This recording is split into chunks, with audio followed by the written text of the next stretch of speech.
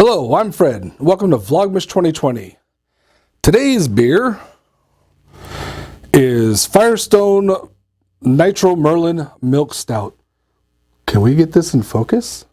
Almost. Hey, you can practically read it tonight.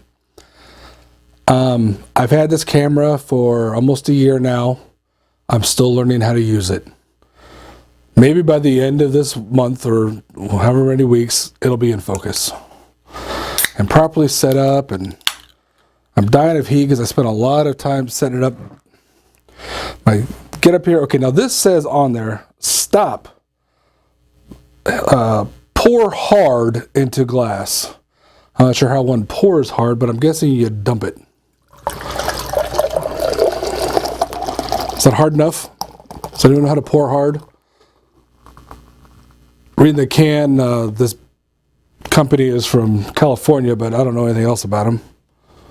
Nice stout. Let's see. Yep. Because I poured hard, it's got a nice frothy head and can't see through it.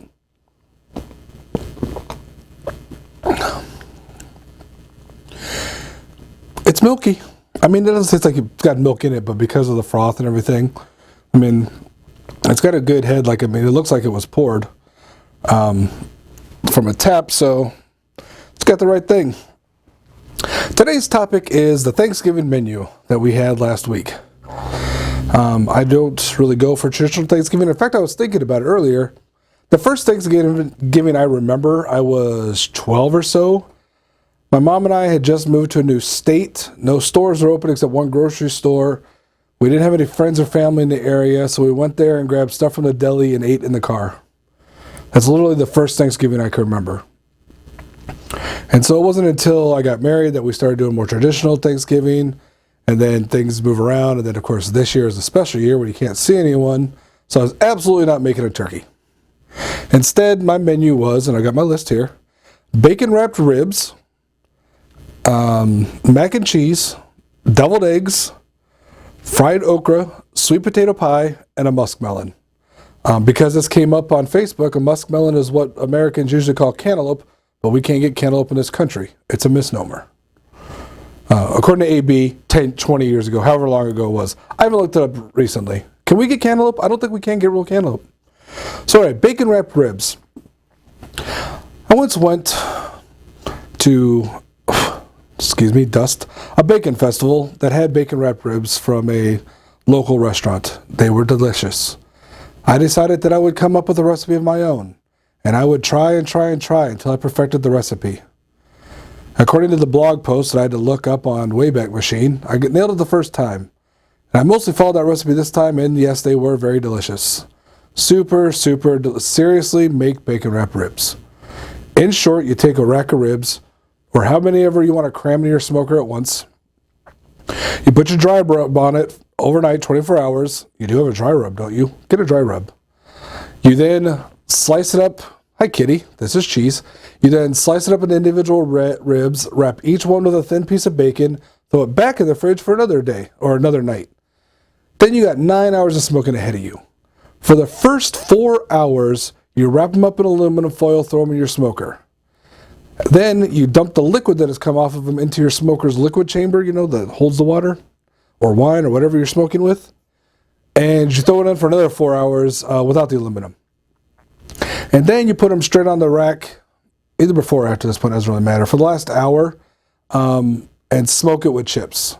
Now, typically if you're smoking, you want to smoke first. That way you get that nice pink smoke layer. This is more for flavor at the end to finish. It's delicious. The mac and cheese recipe I used was a stovetop one from Madame Ragusa. I needed to add more of the milk. It was good. It was weird.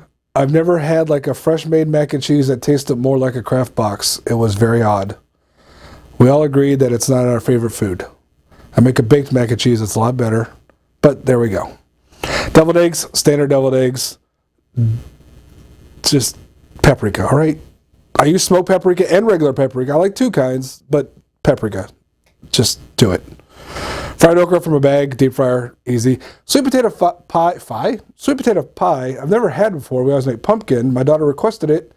I found a recipe online. It was way too sweet. I think whoever made this recipe had just taken a pumpkin pie recipe and swapped it out. And sweet potatoes are a lot sweeter than a pumpkin. So if we do it again, it'll be a vastly different recipe. And then the muskmelon was my son's request. He ate pretty much the whole thing himself. I think I had 1 or 2 pieces.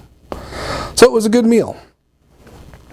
Now, a traditional Thanksgiving meal is going to be based around, at least in America, at least now, big turkey, mashed potatoes, gravy, maybe some green bean casserole, a selection of pies, a crudité, who knows what else. Sometimes a vegetable dish that isn't covered in gravy.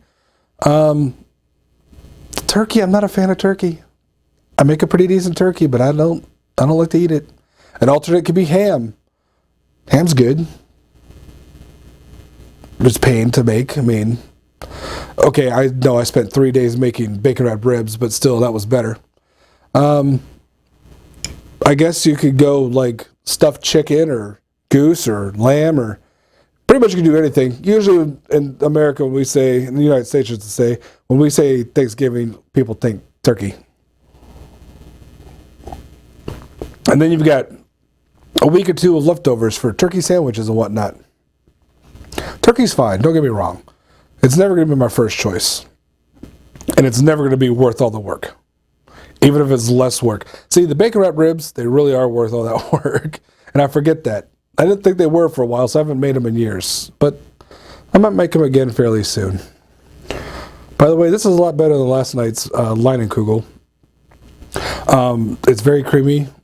This is not a starter stout. Don't go jumping straight into the milk. Just ease into it. Like I said, porters. Ease into the darker beers.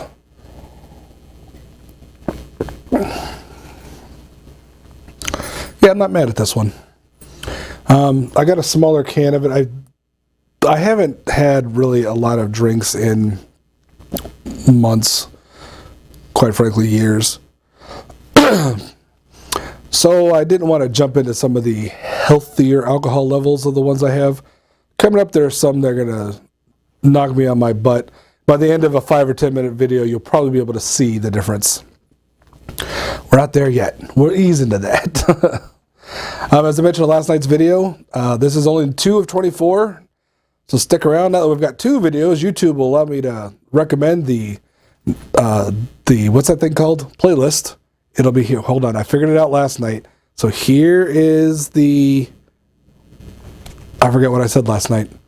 So the way I set things up, usually this will be the playlist, or over here. You can subscribe over here. Just do the things. Check out my other channels. We've got a gaming channel that's very active. I post every week or more. I've got this film channel, which I'll be posting every day for a while. I've got my drawing channel, which I haven't posted on for a while and probably won't for a bit because I'm using half the equipment to film these and I don't want to change my setup constantly. And I've got the Maker channel, which I also will not be filming because I'm using even more of the equipment for this setup and it won't be changing.